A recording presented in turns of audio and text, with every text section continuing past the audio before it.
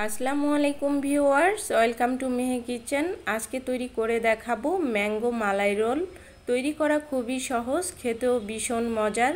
এখন যেহেতু পাকা আমের সিজন, পাউরুটি দিয়ে এই ম্যাঙ্গো মালাই রোলটি অল্প সময়ের মধ্যে তৈরি করে নিতে পারবেন। ঠান্ডা ঠান্ডা এই ম্যাঙ্গো মালাই রোল খাওয়ার সঙ্গে সঙ্গেই মন প্রাণ কলিজা নিমিষেই ঠান্ডা হয়ে যাবে, আর বাচ্চারা তো খুবই মজা করে খাবে। ম্যাঙ্গো মালাই রোল তৈরি করার জন্য নিয়ে নিচ্ছি হাফ কাপ আম, এর মধ্যে দিয়ে দিচ্ছি 1 কাপ দুধ।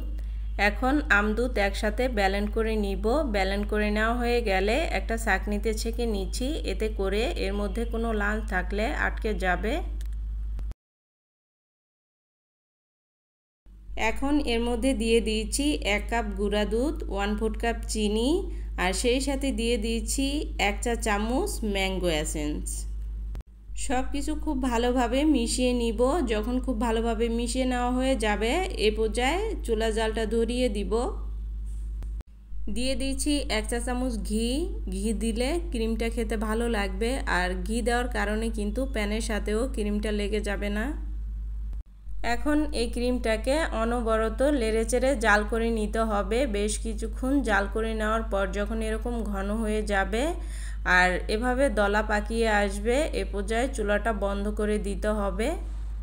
কেননা এই ক্রিমটা ঠান্ডা হওয়ার পরেও কিন্তু আরও অনেকটা ঘন হয়ে যাবে। এরপর এই ক্রিমটাকে ঠান্ডা করে নিব। এখানে একটা হাঁড়িতে দিয়ে দিচ্ছি 2 কাপ তরল দুধ। এর মধ্যে দিয়ে দিচ্ছি 1/4 কাপ গুঁড়া দুধ, দিয়ে দিচ্ছি 1/4 কাপ চিনি, দিয়ে দিয়েছি 1 চিমটি পরিমাণ এলাচ গুঁড়া। তবে এলাচ গুঁড়া না থাকলে আস্ত এলাচের মুখটা ফাটিয়ে দিলেই হয়ে যাবে, সেক্ষেত্রে 2টার মতো দিতে হবে। এখানে 1 চিমটিরও কম দিয়ে দিলাম জর্দার রং। এখন সব কিছু খুব ভালোভাবে মিশিয়ে নিব। মিশিয়ে নেওয়া হয়ে গেলে চুলার জাল ধরিয়ে দিয়ে এই দুধটাকে জাল করে নিব। কিছুক্ষণ জাল করে নেওয়ার পর যখন দুধটা 1.5 কাপের মতো হয়ে যাবে, এ পর্যায়ে চুলাটা বন্ধ করে দিচ্ছি। এরপর এই দুধটাকে ঠান্ডা করে নিব। ম্যাঙ্গো মালাই রোল তৈরি করার জন্য লাগবে পাউরুটি। এখানে আমি 6 পিস পাউরুটি নিয়েছি। একটা করে পাউরুটি নিয়ে বেলুনের সাহায্যে খুব ভালোভাবে বেলে নিচ্ছি। আর আমি একটু দেখিয়ে দিচ্ছি, আমি পাউরুটিটা ঠিক এরকম পাতলা করে বেলে নিয়েছি। আর এভাবেই করেই সবগুলো পাউরুটিকে বেলে নিব। যখন সবগুলো পাউরুটি বেলে নেওয়া হয়ে যাবে, এরপর এই পাউরুটির সাইডের অসমান অংশগুলোকে কেটে বাদ দিয়ে দিচ্ছি। একইভাবে সবগুলো পাউরুটি কেটে নিয়েছি। আর পাউরুটির সাইডের যে অংশটা আছে এগুলো ফেলে না দিয়ে ব্রেড ক্রাম্বস বানিয়ে নিতে পারবেন। এখানে কেটে রাখা 1 পিস পাউরুটি নিয়েছি, আর আগে থেকে যে ক্রিমটা তৈরি করে রেখেছিলাম সেখান থেকে 2 চা চামচ ক্রিম দিয়ে দিচ্ছি। হাত দিয়ে ক্রিমটাকে সমান করে নিতে হবে।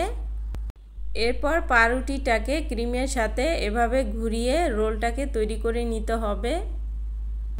এই তো একটা তৈরি করে নেওয়া হয়ে গেছে। আর এভাবে করেই আমি একে একে সবগুলো তৈরি করে নিব। সবগুলো রোল তৈরি করে নেওয়া হয়ে গেছে। এখন ঠান্ডা করে নেওয়া দুধটা উপর দিয়ে দিয়ে রোলগুলোকে ভিজিয়ে নিব। দেখার সৌন্দর্যের জন্য উপর দিয়ে কিছু বাদাম কুচি দিয়ে দিচ্ছি। এরপর এই রোলটাকে নর্মাল ফ্রিজে রেখে দিব 2 ঘন্টার জন্য। ফিরে এলাম 2 ঘন্টা পর। পাকা আম ফুরিয়ে যাওয়ার আগেই চাইলে এই মালাই রোলটি তৈরি করে নিতে পারেন। আশা করছি রেসিপিটি ভালো লেগেছে।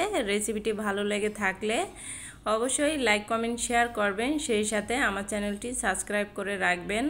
আর ফেসবুক থেকে দেখে থাকলে অবশ্যই পেজটিতে ফলো দিয়ে রাখবেন। আল্লাহ হাফেজ।